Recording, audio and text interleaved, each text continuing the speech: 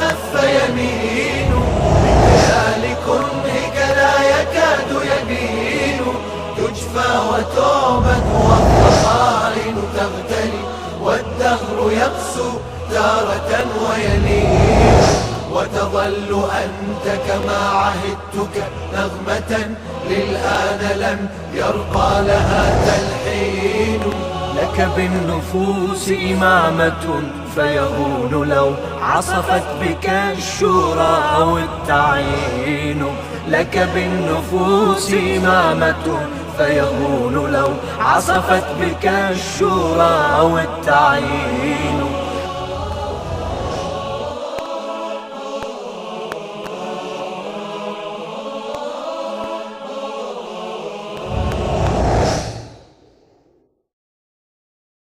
بسم الله الرحمن الرحيم الحمد لله رب العالمين ثم الصلاة والسلام على أشرف الأنبياء وأفضل المرسلين سيدنا ومولانا أبي القاسم مصطفى محمد وصلى الله عليه وعلى أهل بيته الطيبين الطاهرين المعصومين. در درس قبلی در رابطه با راز نبوت یا فلسفه ختم نبوت محضر شما از منظر بروندینی و با رویکرد عقلی یک سلسله مطالب و آرائی مطرح شد. نتیجه بحث این شد که فلسفه ختم نبوت یا به عبارت دیگر سر ختم نبوت یک مسئله است تعبدی که عقل انسان نمیتواند آن را بفهمد. در نتیجه در این خصوص عقل انسان عاجز هست و خدای سبحان میداند که تحت چه شرایطی و بر چه اساس ختم نبوت را اعلام نماید.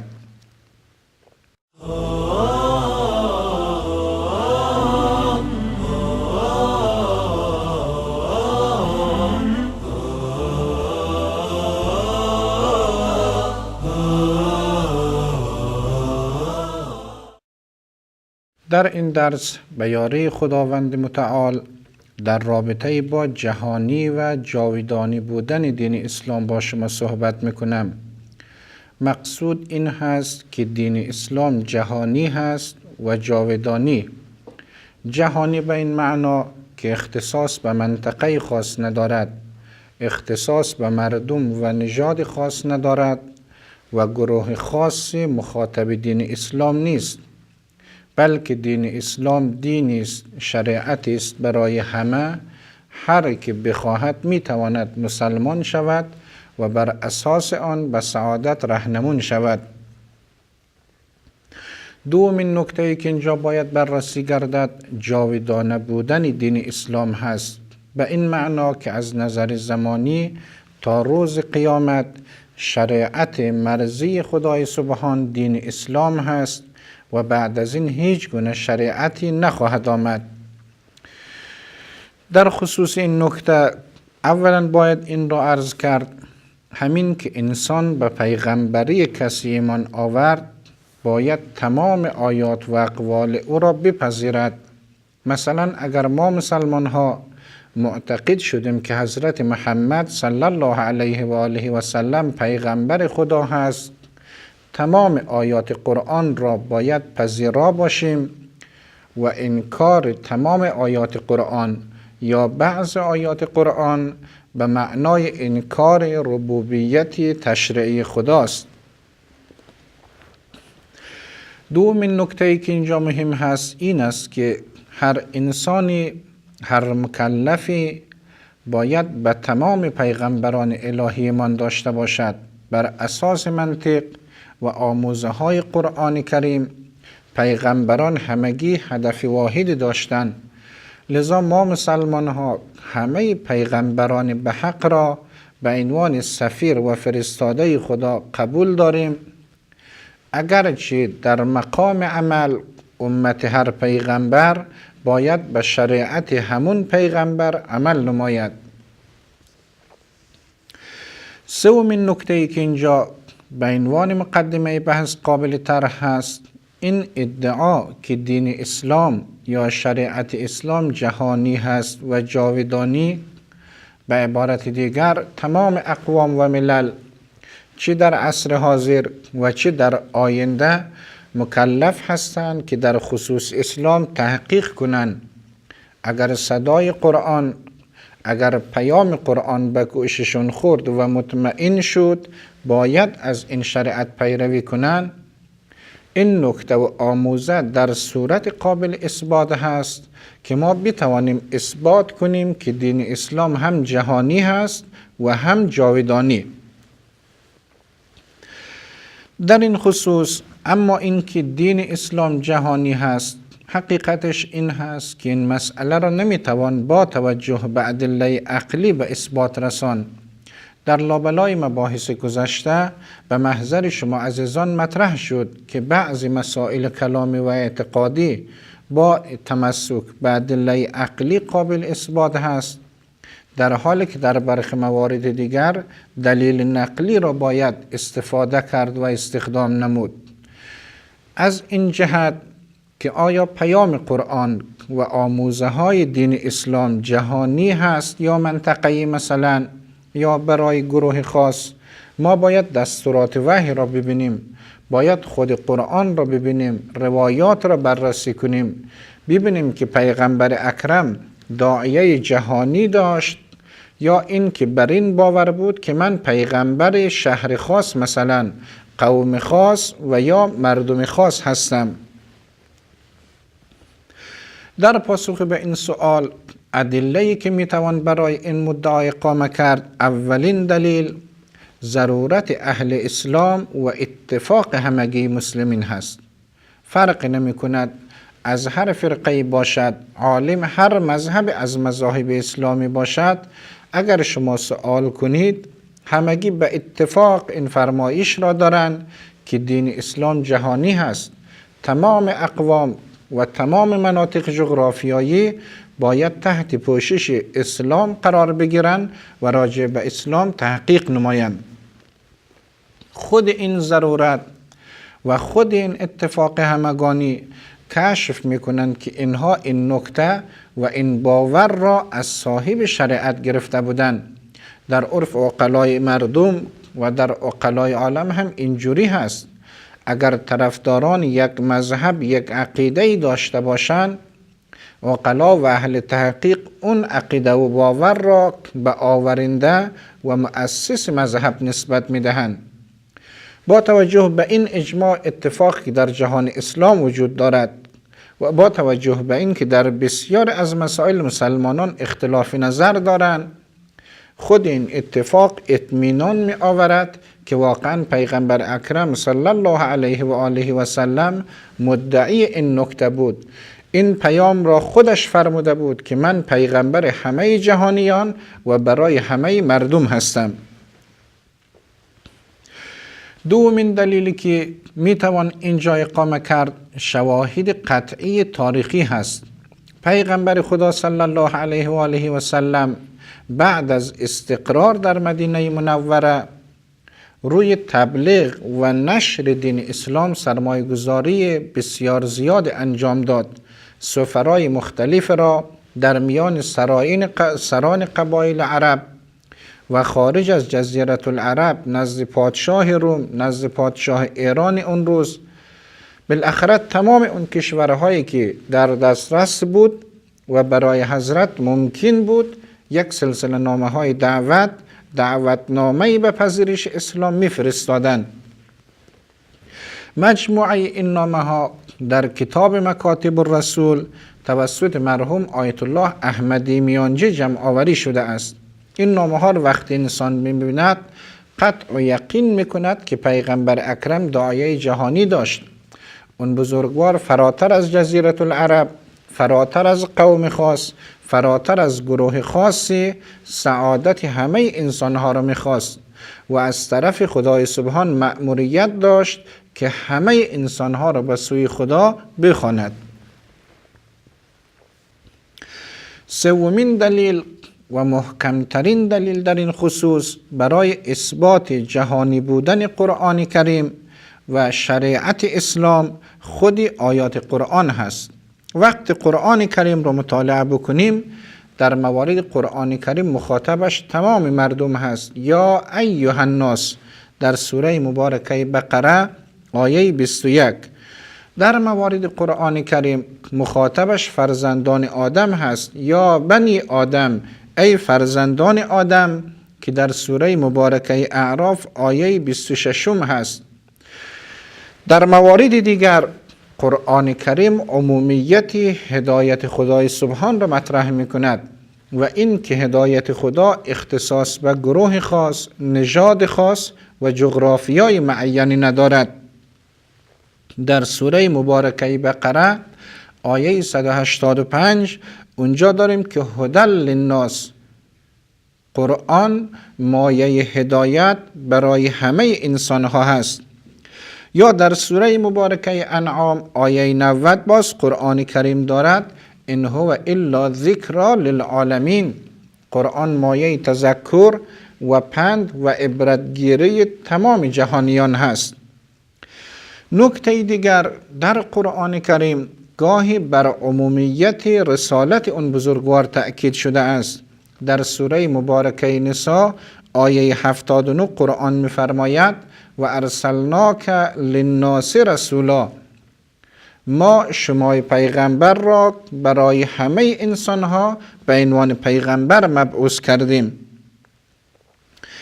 یکی دیگر از آیاتی که باز جهانی بودن قرآن کریم را به اثبات میرساند این دسته از آیات هست که تصریح میکنن هر که دعوت پیغمبر را بشنود، هر که از آموزه ها و پیام قرآن مطلع بشود باید راجع به این پیام و آموزه تحقیق کند. در سوره مبارکه انعام آیه 19 می‌فرماید و اوحی الی هذا القرآن لانذرکم به و من بلغ، به هر که قرآن برسد، اعم از حاضرین و غائبین، از هر قوم و گروه نژادی باشد، در هر حوزه جغرافیای زمین مستقر باشد، وقت صدای قرآن، پیام قرآن، آموزه ها و تعالیم حیات بخش قرآن را شنید باید تحقیق و بررسی کند.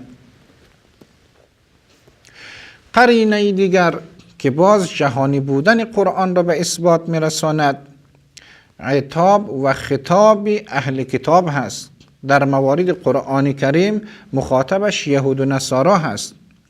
اگر قرآن عمومیت نداشت، مخصوص مثلا جزیره العرب یا مردم مکه بود، این خطاب، این عتابها و این سرزنشها نامتعارف و حکیمانه نخواهد بود.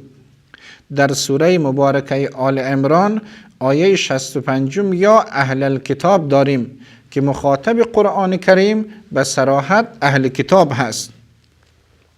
آخرین قرینه ای که باز اینجا باید عرض کنم، اصلا هدف از بعثت پیغمبر اکرم صلی الله علیه و آله و سلم و نزول قرآن کریم در بعض آیات این نکته معرفی شده است که دین اسلام فراگیر شود، همه کره زمین را تحت تسخیر خود بگیرد و همه ابناء بشر جزء امت اسلام قرار بگیرد.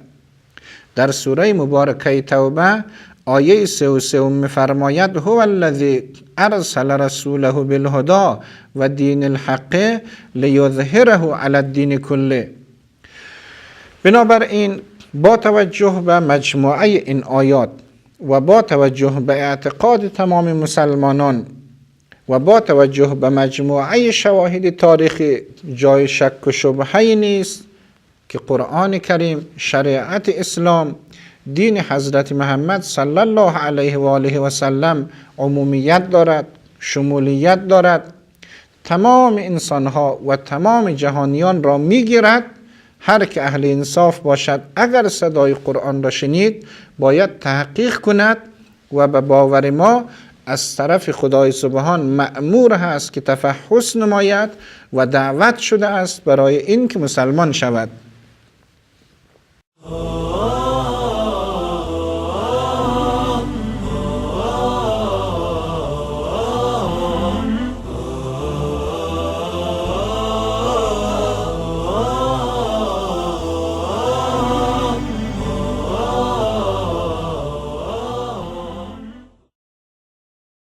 اما مسئله بعدی که مسئله جاودانگی بودن اسلام هست، به این معنا که تا روز قیامت هیچ گونه شریعت دیگری که بیاید شریعت اسلام را نسخ کند نخواهد آمد.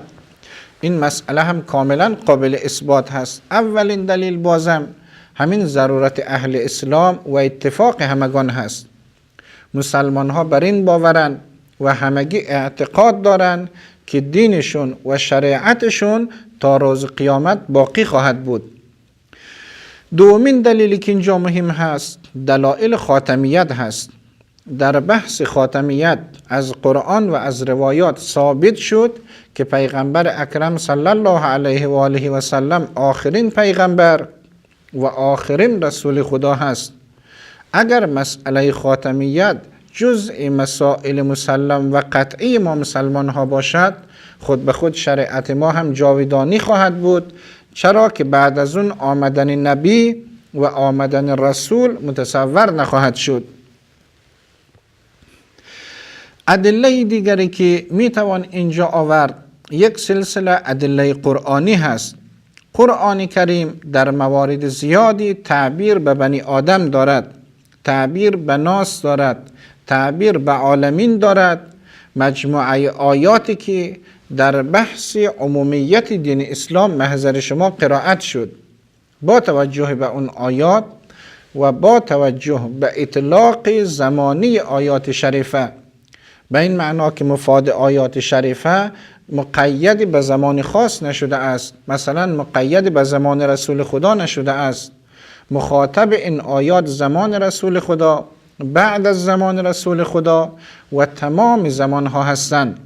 با توجه به عرف محاوره و با توجه به آنچه که در این آیات هست، نتیجه این خواهد شد که دین مبین اسلام دین است جاودانی و با توجه به مباحث در اون دین و آیات و روایات این مسئله هیچ گونه جای شک و شبهه‌ای نخواهد داشت. روایات را هم اگر ببینیم، از جمله اون روایات معروف که از جمله در اصول کافی جلد 1 صفحه 57 آمده است: حلال محمدین حلال الی یوم القیامه و حرامه حرام الی یوم القیامه. حلاله های حضرت محمد صلی الله علیه و آله و سلم تا روز قیامت حلال خواهد بود، همچنانی که محرمات اون بزرگوار تا روز قیامت حرام خواهد بود. بنابراین بر اساس آموزه های روایات و بر اساس تعالیم قرآن کریم و با توجه به اعتقاد مستمر مسلمان ها در طول ازمنه گذشته که نسلا بعد نسل این باور را داشتن که دین اسلام همگانی هست، دین اسلام مال همه اعصار و قرون هست، نتیجه این می شود که خاتمیت دین اسلام، جاودانگی دین اسلام و عمومیت دین اسلام و شریعت حضرت محمد صلی الله علیه و آله و سلم به اثبات می رسد. با توجه به مجموعه این نکات بد نیست اینجا اشکال را محضر شما مطرح کنم. در قرآن کریم بعض آیاتی داریم، از جمله در سوره مبارکه انعام آیه 92: ولتنذر ام القرى و من حولها. ای پیغمبر، شما باید ام القرى که شهر مکه باشد و اطراف مکه را بترسانید. کسانی تصور کرده اند که پس مخاطب پیغمبر از نظر مکانی یا از نظر مخاطب شناسی فقط مردم مکه و اطراف مکه هستند. شریعت پیغمبر عمومیت ندارد، چرا که قرآن کریم فرموده است ام القرى و من حولها. اما کسانی که اهل تحقیق باشند این آیه شریفه را در کنار بقیه آیات بگذارند، مجموعه قرائن و آیاتی که محضر شما در همین درس عرض کردم خود به خود سر مسئله برایش روشن می شود. بالاخره پیغمبر اکرم باید دعوت خود را از یک نقطه شروع بکند. هر دعوتی مراحل دارد. مرحله اول دعوت رسول خدا از مکه بوده است، اطراف مکه بوده است، اما این به معنای انحصار دعوت در مکه و اطراف مکه نیست. رسول خدا صلی الله علیه و آله و سلم بعثتش، رسالتش، مأموریتش عام بود، ولی برای تحقق این رسالت از شهر مکه شروع کرد، جزیره العرب، شهر مدینه و بسیار از مناطق جهان را تحت پوشش خود گرفت. بنابراین برای هر گونه قضاوت علمی در خصوص این آیات نباید سلسله آیات دیگر را که مرتبط است با این آیات از نظر مفاد نادیده گرفت. دو تا نکته دیگر در پایان این درس به صورت مختصر محضر شما عرض کنم. اولین نکته، اگر دین اسلام جاودانی هست، اگر دین اسلام و شریعت اسلام برای همه انسانها و برای همه اقوام هست، خود به خود همچو شریعتی، همچو دینی یک سلسله لوازمی دارد. یکی از لوازم مهم این شریعت نحوه مواجهه با مسائل نوظهور هست، نیازه های هر زمان، نیازه های اجتماعی، نیازه های حکومتی و سیاسی و نیازه های اقتصادی بشریت نوشونده هست، در حال سیلان هست. هر جامعه، هر شرایطی، هر محیطی اقتضاعات خاص خود را دارد. اگر شریعت اسلام ابدی هست، سرمدی هست، پس چگونه میتواند با نسخه ثابت تمام ازمنه و تمام نیازها را تحت پوشش خود بگیرد؟ در پاسخ به این سوال، جواب این سوال را از زبان مبارک مرحوم شهید مطهری محضر شما عرض میکنم. این عالم بزرگوار برای همچو شریعتی که منعطف باشد، قابلیت انطباق با همه نیازها را داشته باشد، این ارکان و این شرایط را مطرح میکند. اولا، انسان افزون بر نیازها و جنبه‌های متغیر دارای جنبه‌های ثابت و فطری هست. پس نیازمندی انسان دو دسته هست، یک سلسله نیازمندی‌های ثابت و یک سلسله نیازمندی‌های متغیر. دو، دین اسلام هم یک سلسله اصول ثابت دارد و یک سلسله فروعات متغیر دارد. پس شریعت اسلام پا به پای انسان هم ثابتات دارد و هم متغیرات. سومین نکته، برای وفق دادن این دو با هم اجتهاد ابزار این کار هست. اجتهاد یک سازوکار هست که در بدن شریعت اسلام تعبیه شده است برای استنباط فروع متغیر از اصول ثابت. در نتیجه با ابزار اجتهاد و با نهاد اجتهاد میتوان این دغدغه را برطرف کرد. میتوان به سوالات نوشونده، شبهات نوشونده، پدیده های نوظهوری که در عرصه های مختلف و ابعاد متنوع زندگی بشری مطرح می شود، در حوزه های بین المللی، در حوزه های داخلی، اقتصادی و سیاسی و اجتماعی، خانوادگی و فردی، همه را با مکانیزم اجتهاد پاسخ داد و این دغدغه را برای همیشه برطرف ساخت.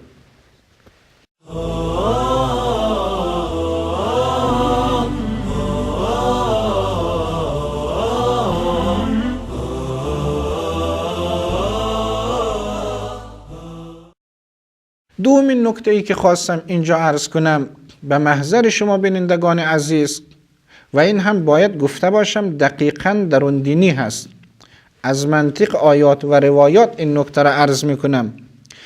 با توجه به این که دین اسلام و شریعت ما آیینی است جهانی و جاودانی، به این معنا که خدای سبحان اطاعتش و تقربش جز از مسیر شریعت اسلام میسر نمی شود و این که تک تک افراد بشر اگر بخواهد به سعادت نائل آید و به فوز اخروی برسد، چاره جز اتباع این شریعت را ندارد. حالا بحث جاهل قاصر و مقصر اونها باشد سر جای خودش. با توجه به این که اقتضا و جزء لاینفک جهانی و جاودانی بودن دین اسلام این نکته هست، بنابراین نمیتوان هیچ گونه مرام و هیچ گونه شریعت دیگر را از این جهت به رسمیت شناخت. به عبارت دیگر، از نظر منطقی و با توجه به اقتضاعات این مبانی براحتی میتوان گفت که خدای سبحان از هیچ شریعتی و هیچ آیین و مرامی جز آیین اسلام راضی نیست و همه انسان ها و همه بشریت مکلف هستند که در چارچوب و بر اساس موازین اسلامی رفتار خود را رصد و به سمت هدف در حرکت باشند. این نکته بسیار مهم است. بنابراین این که امروزه پدیده ها و مسائل چون کثرت‌گرایی دینی و اینکه ما راه‌های متعدد و صراط‌های مستقیمی داریم، امثال این بحث‌ها که امروزه به صورت مفصل و گسترده مطرح می شود، با قطع نظر از جنبه‌های برون دینی و ادله عقلیشون، بعد از آنی که نبوت به اثبات رسید، بعد از آنی که مجموعه این اعتقادات را باور داشته باشیم، نمیتوان به اون سلسله نکات و باورها ایمان آورد و آنها را هضم کرد. البته مفاد این حرف، پیام این حرف، نفی همزیستی مسالمت آمیزی دینی، دست زدن به خشونت و امثال اینها نیست. بحث نظری هست، اقناع عقلی هست. یعنی از نظر عقلی و با رویکرد منطقی، بعد از اثبات نبوت و بعد از اثبات جهانی بودن اسلام و بعد از اثبات جاودانی بودن اسلام، شریعت دیگر، راه دیگر که سعادت بخش باشد، مقرب انسان به خدا باشد، تأمین کننده سعادت اخروی باشد، نمیتواند همچو فکری پشتوانه عقلی و منطقی داشته باشد. امیدوارم که این دوتا نکته در ذیل این درس و محضر شما عزیزان روشن شده باشد. و السلام علیکم و رحمت الله و برکاته.